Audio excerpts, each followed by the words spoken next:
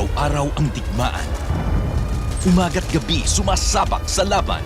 Dapat protektado ka outside at inside. Immune Advance contains 4 active ingredients gaya ng lagundi, malunggay, non-acidic vitamin C at zinc. Tulong pampatibay resistensya para tulong proteksyon. Isama pa ang proper diet at exercise. Para katawan ay handa, Immune Advance helps support a healthy immune system. Immune Advance ang sandata. No approved therapeutic claims. Ang Immune Advance ay hindi gamot at hindi dapat gamiting panggamot sa anumang uri ng sakit. Available in Shopee, Lazada, and other leading drugstores.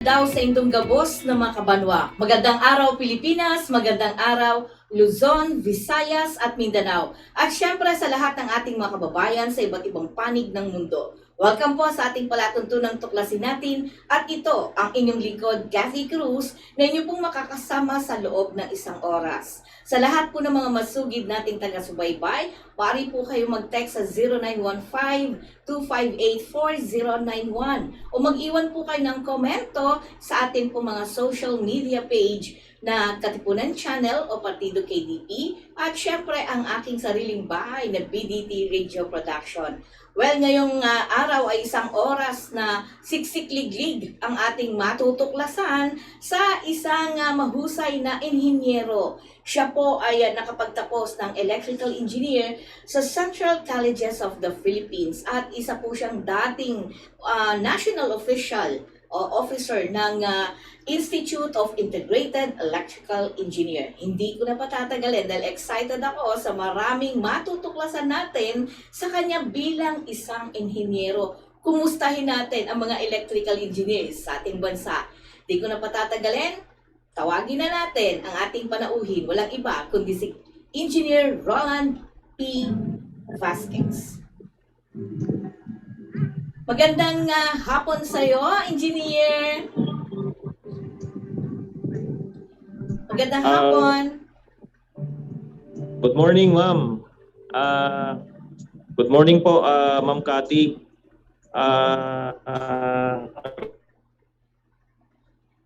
Medyo hindi maganda yung signal niya. Sige, medyo static ang ano mo, ang iyong... Ano po kasi, ma'am, nasa Infanta po ako, so sige, medyo mahina. Yan, okay lang po. Pero alam niyo po mga kababayan, ang ating pong panauhin ngayon ay talagang pinaunlakan lang tayo sa ating panayam sa kanya. Pero siya po kasi ngayon ay nasa Infanta, Quezon. Pero sige, pabatiin muna natin, Engineer Vasquez. Good morning. Good morning, Ma'am Cathy. At sa lahat po ng masugid niyong taga-subaybay dito po sa inyong palatuntunan tuklasin natin. I'm very proud po to be one of your guests sa inyong show, which is related po sa electrical engineers dito sa atin sa Pilipinas. Even though I'm a former officers po ng IIEE, I'm still updated naman po sa mga activity po and updates po sa ating mga electrical engineers. So, pipilitin ko pong masagot yung pong mga clarification at inyong mga katanungan na Ma'am Cathy. Maraming salamat at alam mo, Engineer Vasquez, isang karangalan ng palatuntunang ito ang makapanayam ka, no? Dahil nakita ko, siguro nagtataka ang ating mga kababayan kung paano ko natagpuan si Engineer Roland Vasquez. Alam niyo po, sa aking timeline, lumabas yung kanyang video. It's a very short video, but it gives impact to me. Na somehow, it's actually a general membership conference yon ng IIEE. But I don't want muna to focus on that.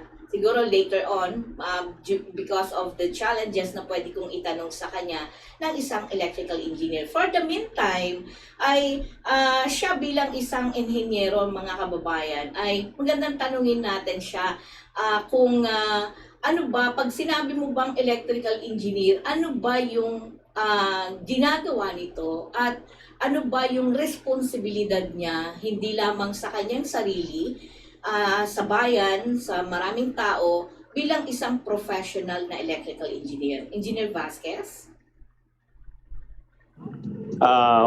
Napakagandang question, Ma'am Cathy, no? So, actually, yung pong ako'y mag-aaral ng college, hindi ko po talaga pinangarap na maging electrical engineer.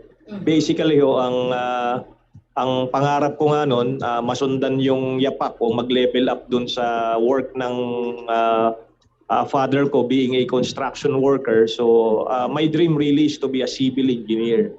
So but during that time, nung pong mga taon ng 1990, I think that's 1991 if I'm not mistaken po, magme-major na po ako ng engineering.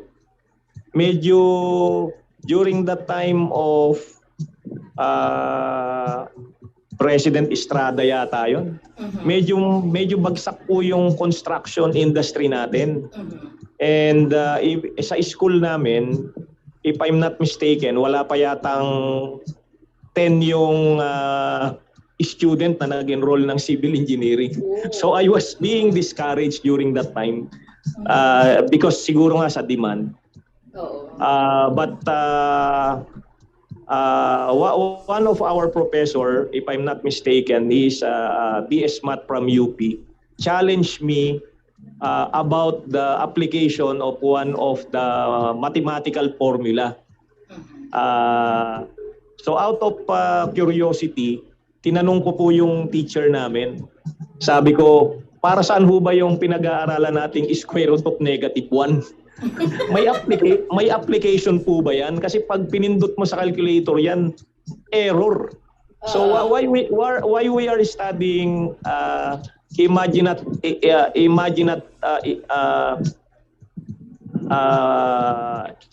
imaginative number na hindi ko alam kung may application ba yan. So sabi nung BS Math professor namin, so if you want to know the application, mag-electrical engineer ka. Sabi niya. Kasi yung mga electrical engineer, kaya nga error yan, engot ang tawag ko dyan eh. Kasi sila, yung mga mga engot-engot yan dahil pinag-aaralan nila yung mga hindi nakikita. Sabing ganon. So sabi nila, basta ang kuryente, hindi mo makikita yan. Pero pag hindi mo inassume yan, sigurado ang kalalabasan mo, makukuryente ka, mamamatay ka. So ngayon kailangan mo maging maganda ang imagination mo, and if you want to know that application, mag-electrical engineer ka. So basically yun yung nag-trigger sa akin to transfer from civil engineer to electrical engineer because of that application. I was challenged on that mathematical equation. Yung po.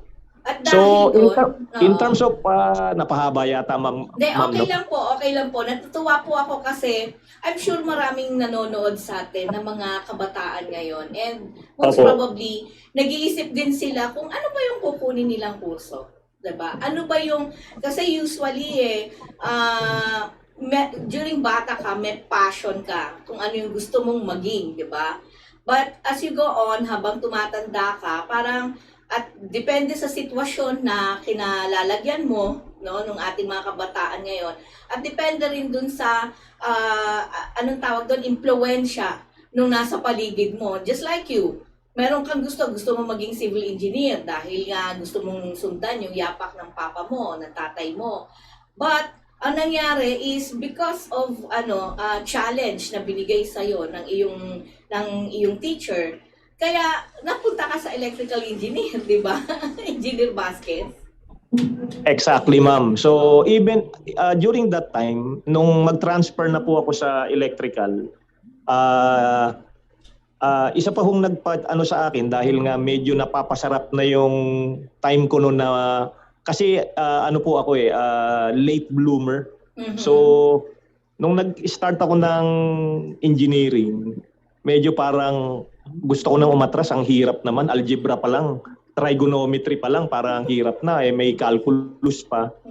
Pero nung medyo since late bloomer, nung medyo napapasarap na ng mathematics, ang isa pang sabi ko dun sa professor ko, "Sir, bakit ang advanced mathematics, ang electrical engineering degree lang ang meron? Bakit wala ang civil? Bakit wala ang mechanical?" Sabi niya, doon nga eh. Kaya nga kung gusto mong alamin lahat yon, mag-ii ka. So, kaya siguro nga dahil ho nasabayan nung medyo nadi-discourage kami, wala na daw, baka raw mag-close na yung department ng civil engineering sa school ko. So kaya nag-ano po ako. So when I transferred to EE po, ang nasa isip ko lang noon is ang trabaho, Meralco or Napocor. Yes. Yun yung nasa mindset ko lang. So siguro pagka-graduate ko, I need to apply sa Meralco or sa Napocor. Hindi pa naman ako familiar na mga electric cooperative pala yung nasa probinsya during that time. Yes. So yun po yung mindset ko noon. But when I graduated, then exposed na po ako sa market when I started to work after I finished po ng EE. Oo. Doon ko po na-realize na ang lawak pala ng application ng electrical, not only on the utility po, Ma'am Cathy. Wow. At least, 'di ba? Kita nyo, kumbaga parang talagang mukhang tadhana ang nagdala sa iyo diyan. Engineer Vasquez, kasi from your curiosity dun sa mathematical equation, talagang umaandar yung isip mo eh. Yung minsan alam mo ang tao, ang human being, tayo lang yung may tinatawag na creativity. Ang hayop walang ganyan. Ang human being merong ganyan, 'di ba? Engineer Vasquez. At nakakatuwang isipin na ang isang katulad mo na kumbaga parang iba yung gusto, pero ngayon nung nandiyan ka na sa pagiging isang electrical engineer, nai-enjoy mo na.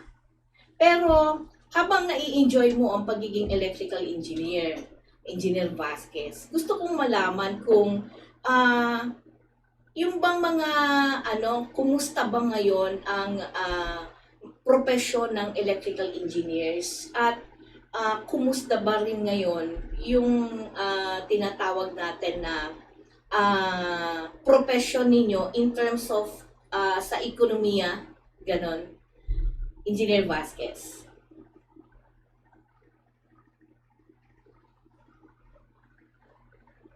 Engineer?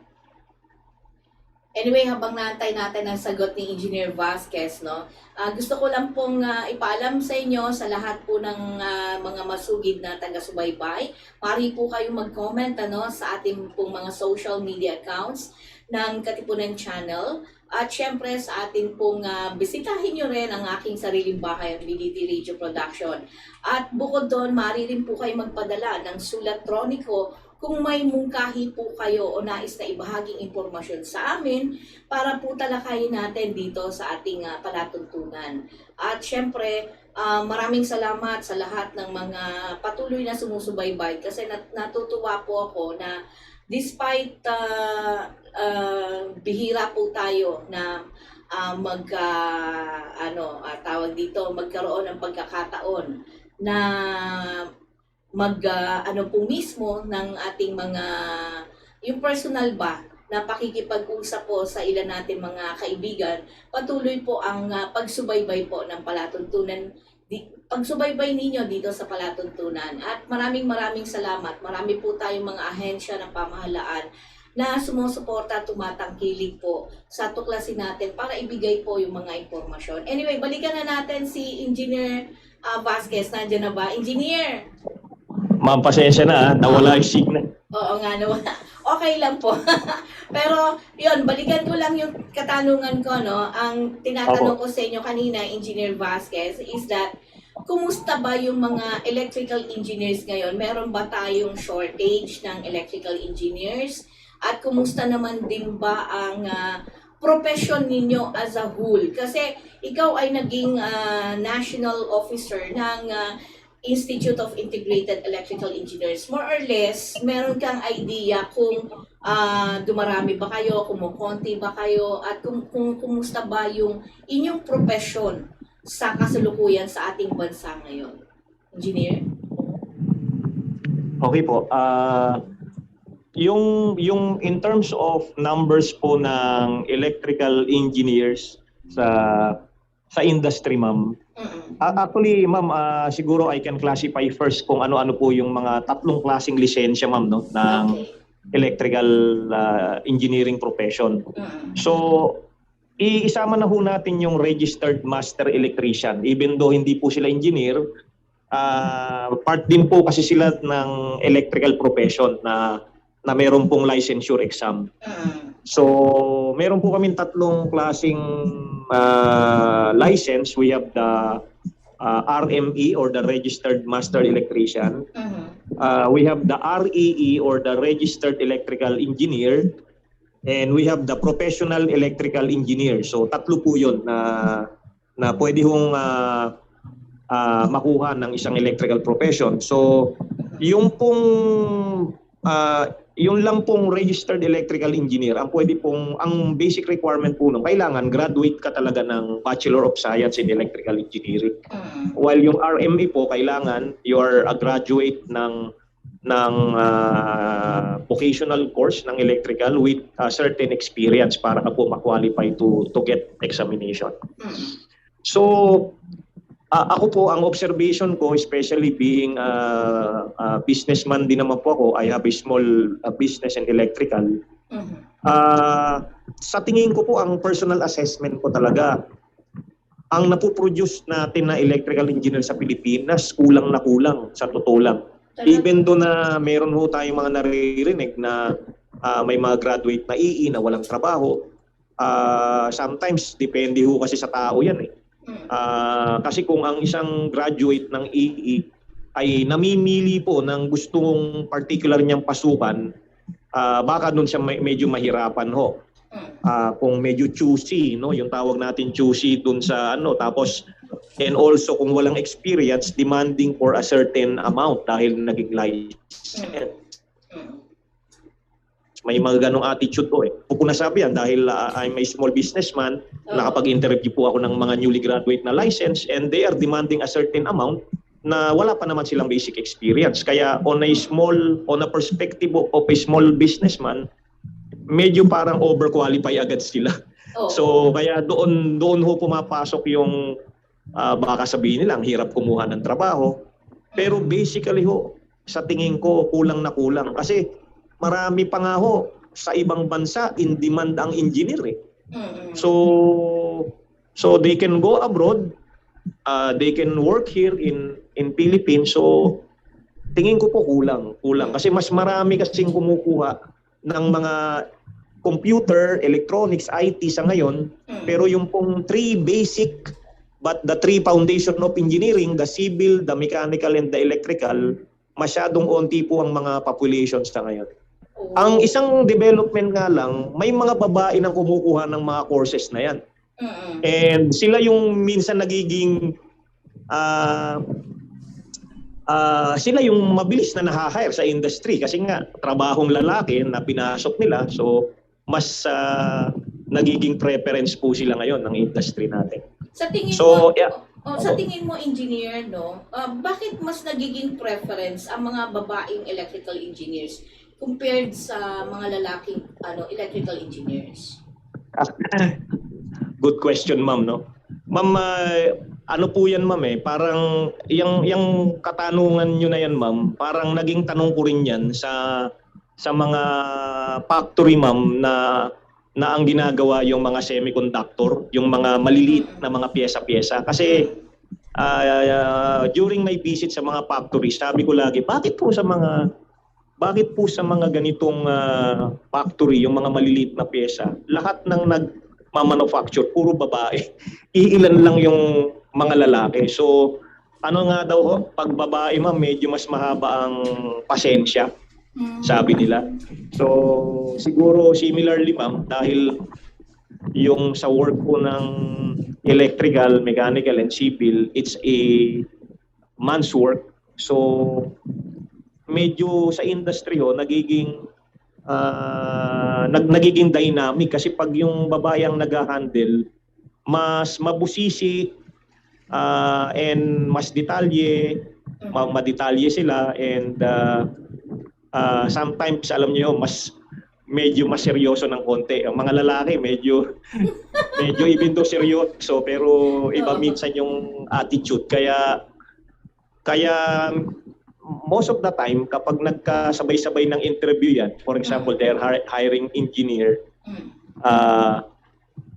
chances are pag may nakasabay silang babae medyo mapapax out na sila for sure. So observation ko po yan, especially kapag sa sales and marketing. Preference lagi ng mga company ngayon, mga engineer na mga babae, kasi they can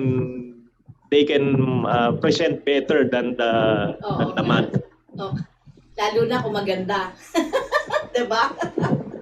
Exactly, ma'am. So that's additional factor po. Yes, additional factor. Pero kung alimbawa, let's say, ako kasi nakikita ko rin, Engineer Vasquez, na hindi lang, marami tayong mga professionals, mga tinatawag na tingin ko nga hindi lang electrical engineers yung kinukulang tayo dito sa na pinoproduce dito sa ating bansa. Kasi most of them, syempre, alalahanin natin na ang sitwasyon kasi ng buhay natin ngayon, mas mahirap compared do mga nakaraang dekada, di ba?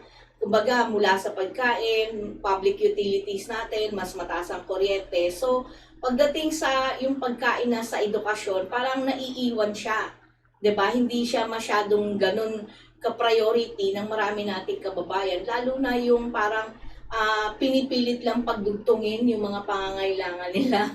Alam mo yun, para lang ma-sustain nila yung araw-araw na pangangailangan, di ba? Everyday sa kanilang buhay. At tingin ko nga, tama ka doon na mukhang kinukulang nga tayo ng mga electrical engineers. At ang tanong ko lang dito, Engineer Vasquez, is kumusta ba ang opportunity dito sa ating bansa? Kasi remember that in previous leadership ng ating pamahalaan, ang sistema ng ekonomiya sa atin is towards, parang tingin ko towards service economy, at sa halip na maging producer economy ka. Kasi when you say producer economy, di ba, parang nag-iisip ka kagad ng iba't ibang klase ng industry na itatayo ng mga leaders natin para magkaroon ng trabaho ang ating mga kababayan.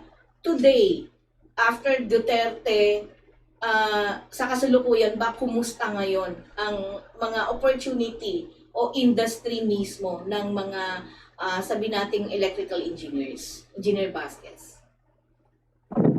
Ma'am, alam naman natin na nanggaling po tayo sa pandemic, no ma'am? Oh, yes. So laki ng effect po ng pandemic. Kahit sa market namin until now, marami kaming client. Sabi talagang hindi pa rin sila nakaka-recover. So domino effect po yun sa lahat ng mga humina ang hanap buhay, negosyo. At domino effect hanggang sa amin naramdaman namin. So because of that, marami po ding mga company talaga na bawasan ng project, yung ibang mga natanggal sa trabaho noon, maintain na nga nung iba na hindi na magdagdag kasi pagkakataon nila during pandemic to shorten, magbawas ng tao po Yes. Oh. So kaya totoo po 'yon, ang laki ng naging epekto ng pandemic. Tapos ngayon po ang demand, naramdaman ho namin last year nung natapos na yung mga closed yung mga natin, no, yung mga shutdown noon. Oo, lockdowns. What's that? What you call that? Lockdown. Lockdown. Sorry. Yung natapos na yung lockdown natin, bigla hong lumakas ang demand last year, ma'am. Pero that demand only stay for a while. Siguro ito po yung mga hindi lang natapos. Kasi pagpasok ho ng mga last quarter last year, kumina na ulit yung demand until now. So, ibig sabihin, yung pag-spike ng demand after the lockdown, probably yung pong mga naiwan lang na mga trabaho na hindi natapos, pero nung natapos na siya uli, nag-slow down na po uli yung demand. So kaya medyo naramdaman din po yung yung talagang epekto sa mga employment, especially employment, kasi yung pong mga businessman humina ang kita eh. So kaya po siguro masasabi natin na even though na nasasabi ko na kulang dapat, pero because of the impact of the pandemic, of the lockdown, kaya din ho naapektuhan talaga ang employment ng mga kababayan natin, especially the professionals. Kung makakaharap mo ngayon ang Pangulong Bongbong Marcos, Engineer Vasquez, bilang isang eksperyansadong businessman, bilang isang electrical engineer na naging dating opisyal ng IIEE, ano ang pwede mong maimungkahi sa kanya para mabuhay ang industry, mabuhay ang mga electrical engineers natin sa bansa ngayon? Engineer Vasquez. Ma'am, kanino po ma'am? Hindi ko kay Pangulong Bongbong Marcos. Okay. Sorry ma'am, hindi ko narinig yan. So kay President na BBM, no? Okay, so tama po kayo, no? Kasi kilala tayo as sa ibang bansa, more on manpower expertise eh. Ano po yun eh, lagi kasi nating sinasabi, especially ng bagong nagiging presidente natin, gusto nating maging katulad ng Korea na nung after the war, lahat ng mga nagtrabaho nilang mga kababayan sa ibang bansa, pinapunta nila sa bansa nila para doon i-contribute yung expertise nila, no? Parang yan yung mga pangarap ng presidente natin, President Duterte, I think even President BBM. Pero ang reality po kasi, how can you do that, especially doon sa mga nagwo-work na sa abroad, kung wala naman pong dito o project na mga malalaki sa Pilipinas. Excuse me, Engineer, So, kung wala namang kanyo, medyo nawala po kayo. Kung wala pong mga big investment po ng ibang bansa para mag-create po ng mga malalaking job opportunities. Kasi hindi po din sila babalik dito to contribute to their experience kung maliliit na mga project lang naman po ang nasa Pilipinas sa ngayon. So ang tingin ang tingin ko po talaga doon po sa mga newly graduate natin na actually hindi ko naman po regret ito, no? Kasi ako po kasi hindi po ako nag-abroad. Talagang after I gained experience for 3 years of employment, siguro ang naging path ko talaga sa sa entrepreneurship eh. Pero hindi ko naman nire-regret. Pero siguro kung bibigyan ako ng pagkakataon, kung uulitin yun, siguro I will take a challenge to gain experience abroad, which is hindi ko po nagawa. So ngayon, kung ako po ang tatanungin ng mga kabataan ngayon, I think they can, better if they can gain experience abroad, learn the technology, tapos later on, kung medyo gusto naman nilang mag-contribute sa Pilipinas, bumalik po sila rito. It's either a businessman, entrepreneur, at may apply po nila. Kaya lang most of the time po kasi ang napapansin ko sa mga nag-a-abroad pong mga professional, talagang migrate talaga eh. Kasi parang ang tingin ng mga mostly ng mga kakilala ko, kaibigan, parang doon na sila magpo-for good eh. So parang ganun ang nagiging mindset siguro nga because of less opportunity sa bansa natin. Pero dalawang klaseng mindset po eh. Pag tiningnan mo naman ang mga successful businessman sa Pilipinas, ang katuwiran nila, which those who are working abroad agree, na kapag maganda ang hanap buhay mo sa Pilipinas, you don't need to work or you don't need to stay abroad. So dito ka na lang sa atin, mas masarap pa rito. Dito, sabi nga nila, you can have all you want.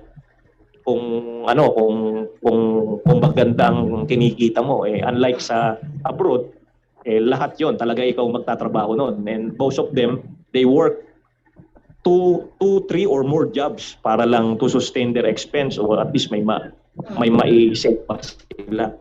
So kaya two kinds of mindset po talaga yan. So depende na lang. Pero ganun pa man po, yung iba talaga, mas nagiging preference din yung abroad.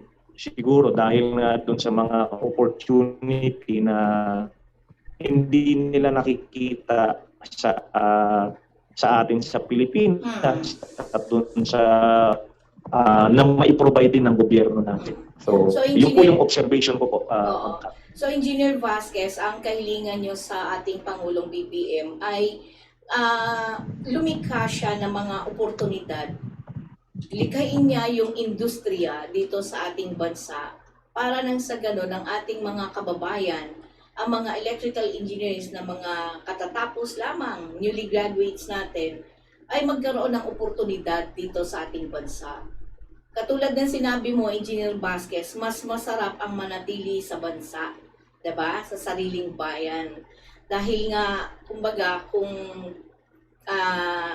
gagawin, kung kakayanin naman, ay mas maalwang mamuhay dito sa ating bansa despite na mataas ang bilihin, mataas ang mga utility bills natin. Am I right, Engineer Vasquez? Opo, tama ma'am. Kasi gaya po nung nasabi ko, kung if I can turn back the time, siguro ang isang hindi ko nagawa yung to have an experience abroad. Pero tama pa rin na I will just gain experience. Pero babalik pa rin ako ng bansa and I'm proud to say na I choose the path of being an entrepreneur. Kasi doon po sa pagiging entrepreneur kasi sky's the limit na yun eh. Depende na sa'yo kung anong gusto mong i-achieve eh. Correct. So sa kasi sa sa employment, syempre you are being 'di ba, nase-set ka ng limit ng management mo, ng mga bossing mo, dito ka lang, sometimes may bureaucracy, hindi ka pwedeng ma-promote hangga't diyan ka lang. So sa pagiging entrepreneur po, napaka-unlimited opportunity niyan eh. Gusto mong maging simpleng entrepreneur, less stress, maliit negosyo lang, katulad nung akin. Pero gusto mong dumami ang stress, mas lumaki ka pa, mag-expand ka, pwede mong gawin. But expect more stress. So, depende po. So, kaya ako, believe din ako dun sa mga kasamahan ko, na mga entrepreneur that they expand, they are very big now. Pero behind that, alam ko na malalaki rin ang problema nila. Yes. So kaya sometimes at the end of the day, yung contentment pa rin ang magdidictate diyan eh. So correct. Kaya maganda po. Kaya lang ang pagiging entrepreneur po, even though I'm speaking not as an engineer, no, as a general businessman, no, sa ibang mga field, very challenging. Very stressful. That's true. Totoo naman very yan. challenging. Ang laging nakikita lang ng ibang mga kababayan natin, parang sarap ng buhay ng negosyante, they can buy this, they can buy that, magano. Pero behind that, stressful po siya. And they will only learn that kapag naging negosyante sila. That's true naman, Engineer Vasquez. Even sa ibang field ng profession, kapag pinasok mo rin talaga yung negosyo, 'di ba? Pag na negosyo, kumbaga talagang ang nangyayari is kung gusto mo ng maraming stress, sige, pwede ka namang mag-expand, pero expect mo yung dagsa ng mga dapat mga challenges, 'di ba, sa pagnenegosyo. Natural naman kasi 'yon. 'Di ba, Engineer Vasquez? Anyway, gusto kong balikan, Engineer Vasquez, yung 3 classes ng electrical engineer. Curious lang ako kasi binanggit mo kanina yung registered master electrician at yung registered electrical engineer at professional electrical engineer. Among these 3, etong dalawa, yung registered electrical engineer at professional electrical engineer, ang talagang kailangan graduate ka ng bachelor degree, right? Ano ang kaibahan ng dalawang ito? Pag sinabi mong registered, may limitasyon ka ba? O eto si professional, sa ranking ba mas mataas ang ranggo ni professional electrical engineer, Engineer Vasquez? Yes po. Opo. Si professional electrical engineer, ma'am, siya yung pinaka-ultimate ranking namin sa ngayon. Pero actually may binubuo pa po ang board namin ngayon ng specialty, parang yung mga doktor po, may specialty pa pong mangyayari na you are a PEE but you are specialized. So sa ngayon po, inaayos pa ho yan, and it was led by the IIEE specialty committee to handle that po. So yung pong PEE, ma'am, mas mataas po siya sa registered PE because if you want to become PEE, you need to undergo another examination, which is ang assessment po dito is by submitting a technical engineering report na mostly dapat naging experience mo sa trabaho mo, gagawin po niya po para pong thesis, no?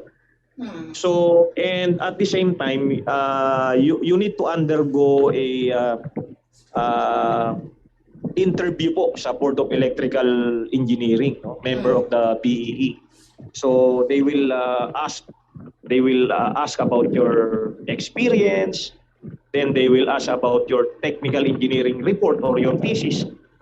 Alamin nila kung ikaw ba gumawa nun, kung alam mo ba yung pinagsasubmit mo na yon. So once na nakapasa ka po doon, you are now classified as PEE. Ang pagkakaiba niyan, ma'am, basically, si PE po, siya lang po ang allowed na mag-sign and seal. Sa ngayon po, mama, sa batas namin, allowed to sign and seal only engineer na wala ka, allowed electrical. Hello, So engineer? once, nawala ka lang? ma'am, sign. Allowed na mag-sign? Ma'am, sign and seal. Sign and seal. Okay. Electrical plans po. Okay. Okay. So, Opo. so yun ang pagkakaiba. Pagka PEE ka, allowed ka na pumirma ng mga plano. Sabi mo nga, signed and sealed. Si registered electrical engineer, hindi pwede. Tama po ba, Engineer Vasquez? Hello, Engineer? Yes, ma'am. Yes po, ma'am. Sa batas po, ma'am, namin ngayon, sa RA 7920 po, Okay. ang naka-indicate lang po ron, ma'am, sa batas, si PEE po ang allowed to sign and sealed electrical plan. Pero po, Okay. in terms of limit of work, let's say in terms of voltage, in terms of capacity of power, parehas lang po siya ng registered electrical engineer. The registered electrical engineer can practice even to the highest voltage ng electrical kung doon po siya na-assign na trabaho. Wala hong ano. Pero once there is an electrical plan na kailangang pirmahan as a part requirement of the LGU po, kunyari may construction. Siyempre, before a construction will start, you need to submit plans and the office of the building official po ng mga LGU natin or OPO, ang counterpart naman po niyan, ma'am, sa mga industrial park, yung PESA natin, they also require that sign and seal plan, no?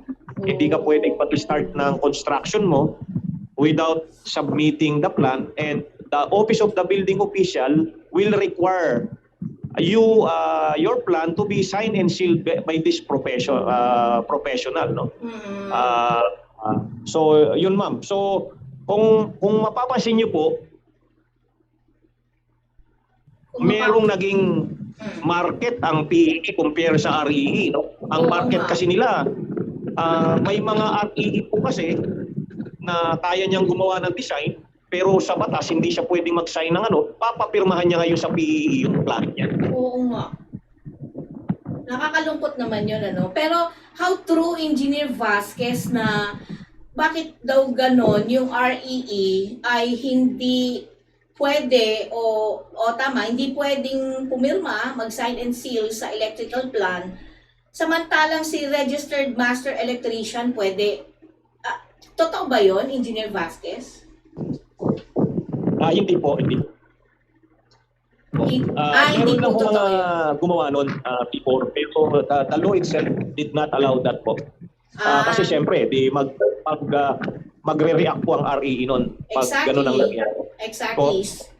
Opo. Hindi, wala pong katotohanan yun. Actually, may mga nag-practice po niyan, but that is an illegal practice po yun. Kasi hindi pa sulat sa batas namin. So talagang si PE Tama po kayo, ma'am. Go ahead. Opo, si PE lang po. Ang naging argumento lang ma'am dito, kaya ho nagkaroon din ng actually ho, malaking naging debate and argument na nasundan ko po yan eh. May mga grupo sa electrical profession na question po yung sign and seal exclusive for PE. Ang mga kumwestiyon po niyan, group of REE and also group of RME. Kasi yung pong nabanggit nyo ma'am na nagsasign ng RME, kung hindi ako nagkakamali ma'am, yung unang batas bago lumabas yung RA 7920, meron kasi kami ma'am RA 184. Ito yung old na batas. When I passed the board exam ma'am nung 19 ano ba yun? 19 kopong-kopong pa yata. I think 1991 nung pumasa mama ko ng pagka-graduate mo. Assistant Electrical Engineer po ang tawag pa sa akin noon under RA 184. Okay. Engineer na wala ka. Oo, hindi pa po register. Opo, yan ma'am, bumalik na ba? Yan na, okay. Yan. Ma'am, nung 1991 ma'am, when I passed the board exam, 1991 or 1992, ang classification ko pa po nun ma'am, Assistant Electrical Engineer. So during that time kasi under RA 184, may Assistant Electrical, may Associate Electrical, and Professional Electrical. Ganun po yung classification nun. Apat. Bukod pa po sa Master Electrician. Hindi ho registered ang tawag nun eh. Master Electrician, Assistant Electrical Engineer, Associate, and PE. Apat po ang classification. Nung time po ng RA 184, meron po yun, tama, naalala ko na, meron pong mga Master Electrician nakakapirma ng plano. That is under pero nung napasa na po yung Republic Act 7920, yung new electrical engineering law, yung pong master electrician, ginawa na nga akong registered master electrician, yung pong assistant, ginawa registered electrical engineer, tinanggal po yung associate. Okay. Tinanggal po yung associate. Kasi during the time of RA 184 ma'am, yung pong associate, dati kahit hindi ka po graduate ng electrical engineering mama, dati mama, doon sa ulong patas, once you have the experience, qualified experience sa electrical, pwede ka po mag-exam ng associate. And once you pass the associate, mas mataas ka pa po sa assistant. Yung po yung nakitang loophole nun, kaya ho yung tinanggal doon sa RA 7920, ma'am. I see. Apo. Oo. Nakakatuwa ano, alam mo engineer, ang dami kong natutunan sa iyo today at alam ko marami pa akong matututunan. And I hope no, Engineer Vasquez, magkaroon ka ng palatuntunan dito sa sa Katipunan Channel kasi mukhang marami kaming mahuhukay na kaalaman mula sa iyo. Marami kaming matutuklasan. But again, kasi syempre ikaw ay isang electrical engineer. At ang iyong karanasan, more or less, sabi mo nga dati, naging client mo ang meron kang sa Meralco. Eh alam naman natin ngayon, Engineer Vasquez, na grabe naman ang problema natin sa taas ng kuryente natin, sa tinatawag nating yung resources, energy resources natin, may problema tayo. Dahil ikaw ay isang electrical engineer, ano ang komento mo tungkol dito sa mga suliraning ito? At siguro yun muna, kung ano yung nakikita mo, bakit ba tayo ganito ngayon sa kasalukuyang sitwasyon natin? Engineer Vasquez. Okay, ma'am. Ma'am, yung pong taas ng kuryente natin, so pwede po natin tingnan yan, ma'am, sa sa dalawang perspektibo, ma'am. Siguro yung residential part, syempre, ma'am, sa atin, no, sa pang-araw-araw natin, talagang ang laki ng impact sa atin. Actually, lately lang nagulat nga din ako. Parang kahit sinong makausap ko, sabi biglang nagtaas yung electricity cost, no? And sa kabilang perspective naman po, yung sa commercial, industrial client. So yung pong mga three-phase client. Kasi we have two kinds of supply po kasi. Sa bahay natin, we call it single-phase supply, no? Pero yung mga kahit small industrial, kahit yung ice plant lang o kahit yung maliit na commercial lang, basta meron kung three-phase motor, they need to apply for a three-phase supply, no, sa utility or sa Meralco. So malalaki na ho yun.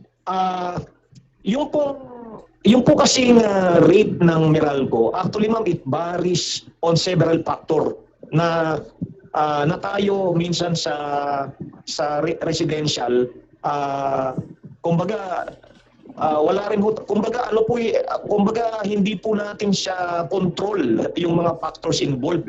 The only thing we can control is una, talaga ng kuryente, pero you will suffer naman kung convenience ang magiging issue. For example, mag-o-off ka ng aircon, inconvenient naman sa anak mo yon. So it will affect the di ba? So one way of solution po talaga ngayon para po tayo is una, let's use yung mga energy efficient equipment. Isa po yun, no? Pangalawa, yung pong if we have the capacity to use, if we have the financial capacity to invest for solar, let's use solar kasi medyo mababa na po ang cost nila. At the same time, malaki din po ang maititipid talaga natin in terms of reduction of our power consumption. Of course, may investment po yun kasi siyempre mag-cash out tayo ng pera. Pero ngayon ho, since bumaba na ang cost ng equipment sa solar, kung before mga 5 years ang ROI mo pa dyan, ngayon ho yata kakayanin na ng mga 3 years ang ROI. And if you will consult a good solar contractor or yung medyo may knowledge po sa solar, ilatag nyo po yung financial capacity nyo kasi may technology ho kasi sa solar na, for example, ang budget mo lang is only for this one. Pwede mo hong kunin yung mga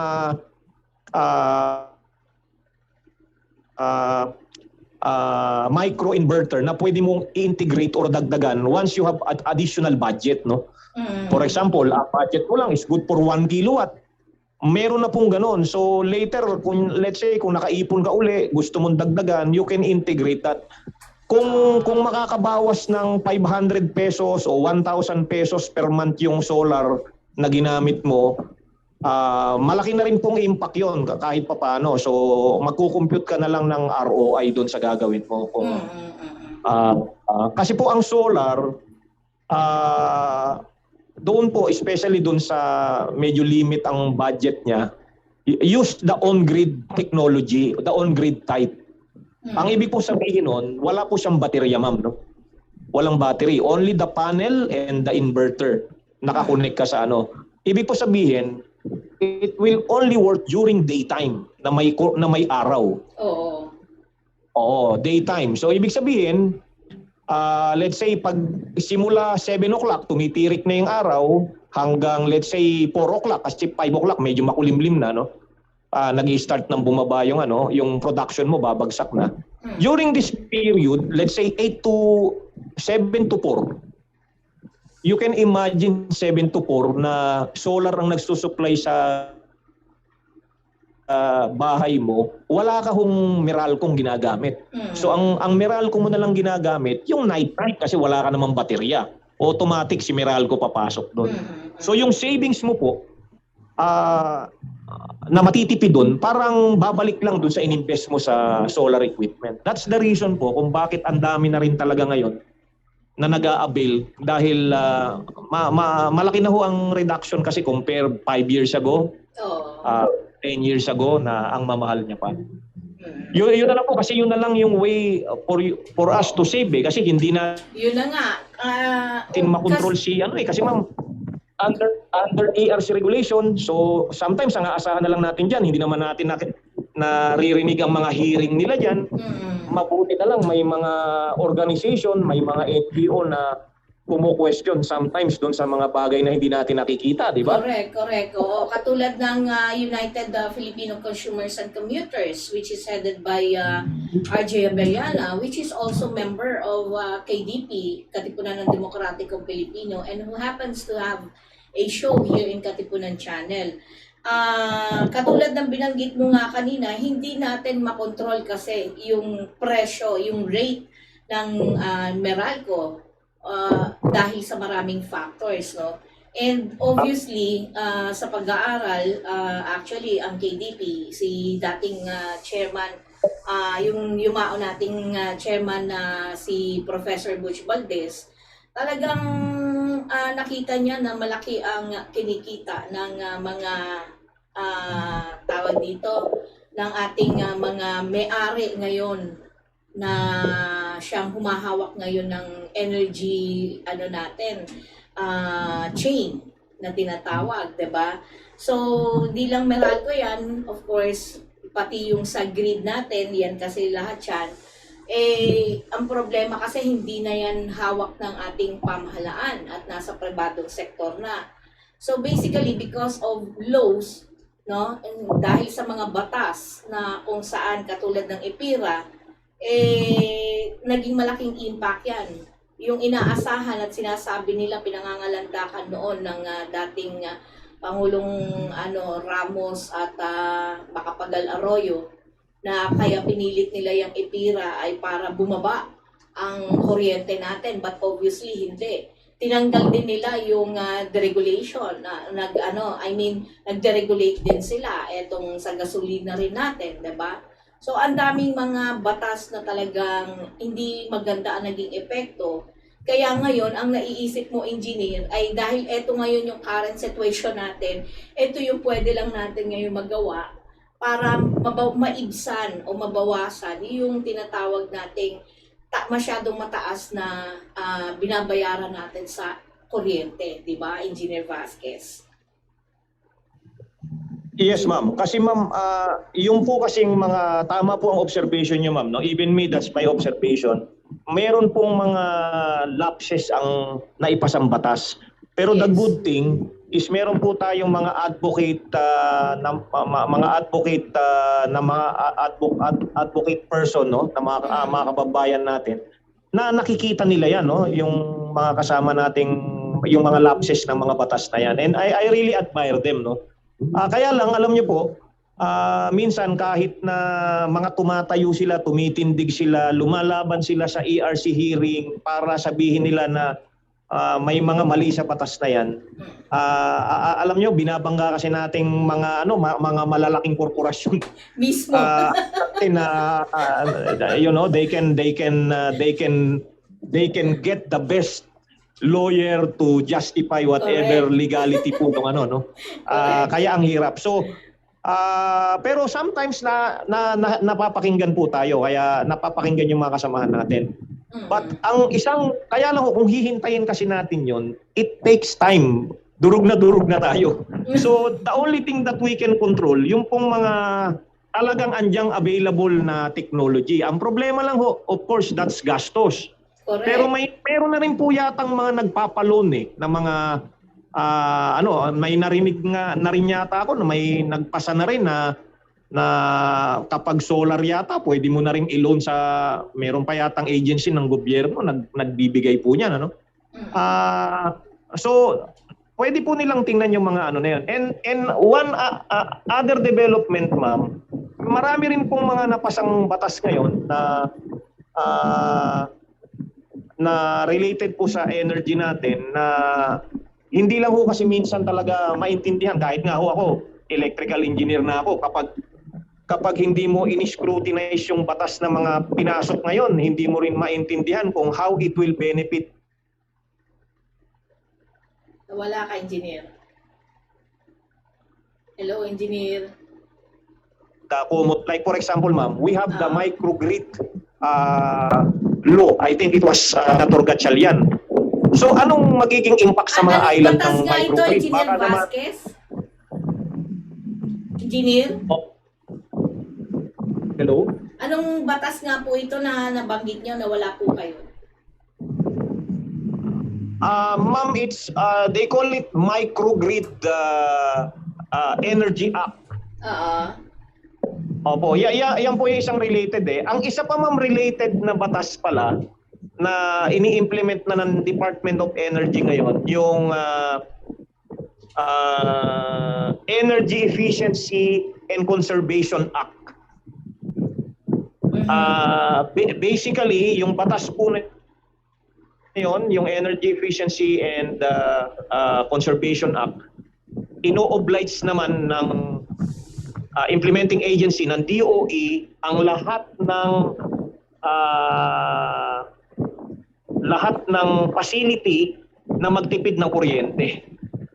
Oo, yun yung batas po na yun. So, compliance naman po yun, ma'am. Kaya lang hindi naman po siya applicable sa residential kung if we are looking at residential. Mostly three-phase client po yung application niya. Anyway, Engineer So, Vasquez. marami mang batas na pinasa. Oo.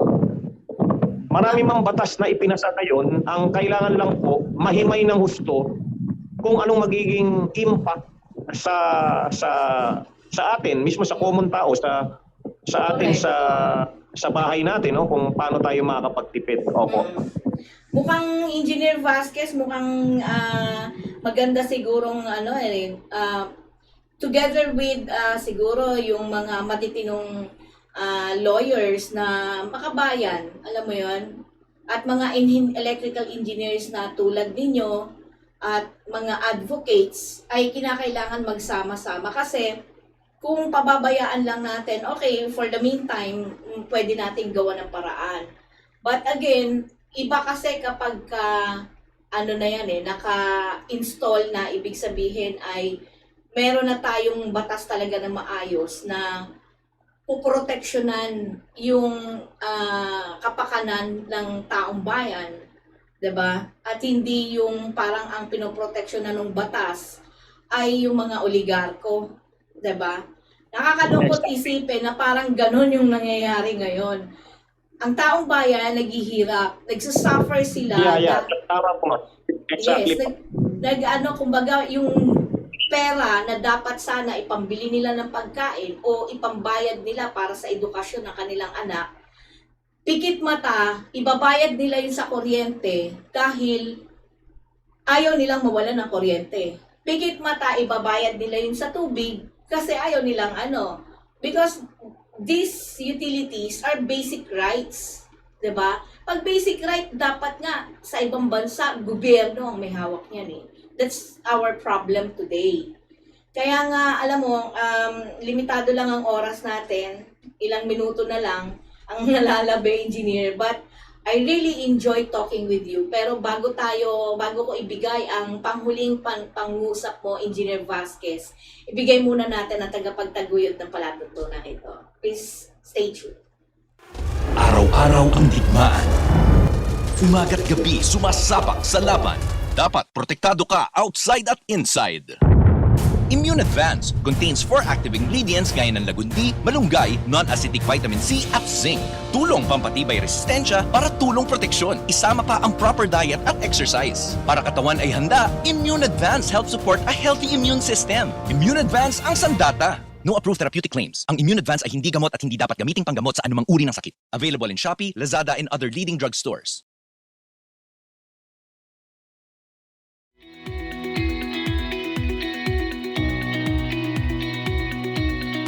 Nagbabalik dito pa rin sa ating palatuntunang tuklasin natin at ito ang inyong likod, Kathy Cruz.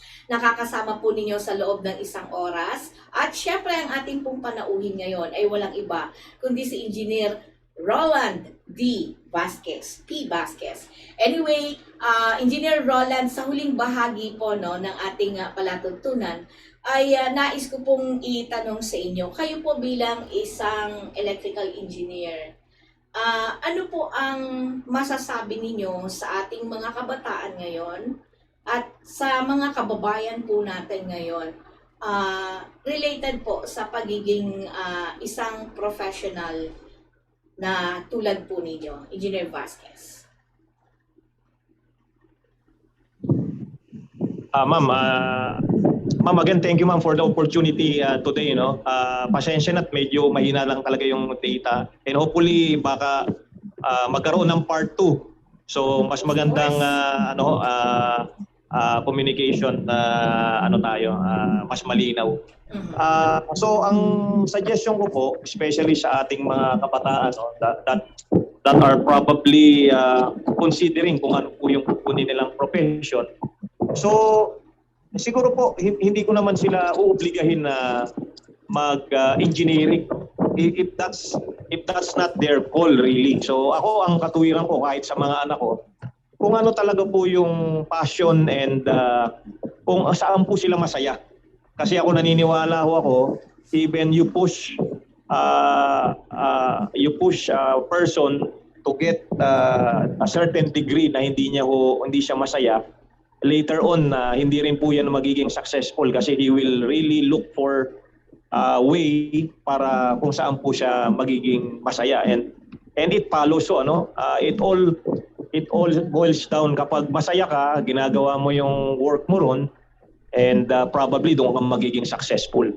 Pero if they will ask me, let's say an opinion kung ano yung magandang gawin nila, even sa internet, pag tiningnan mo yung mga high-paying job industry ngayon, you will notice po na ang mga high-paying demand job ngayon are those who are related to science and engineering.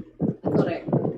So ngayon nga, yung nakikita ko yung mga AI technology ang next demand eh. So kung tatanungin nila ako, I will recommend all related to science and engineering degree ang opportunity, and ang kunin po nila kasi maganda po talaga ang future ng industry na yan. So, and sabi ko nga, ang masasabi ko lang siguro sa mga kabataan natin kasi masyado silang agresibo sa ngayon, sometimes gusto nila mabilisang high-paying job. So kailangan pa rin nilang tingnan na the income of a professional always vary with your experience as well. Kasi doon mo siya mag-gauge. So initially, after you graduate, get more experience as much as possible. But at the same time, focus kung saan mo gustong mag-specialize. Kasi marami kasing gumagraduate, hindi rin nila alam kung magiging designer ba ako, magiging sa sales ba ako.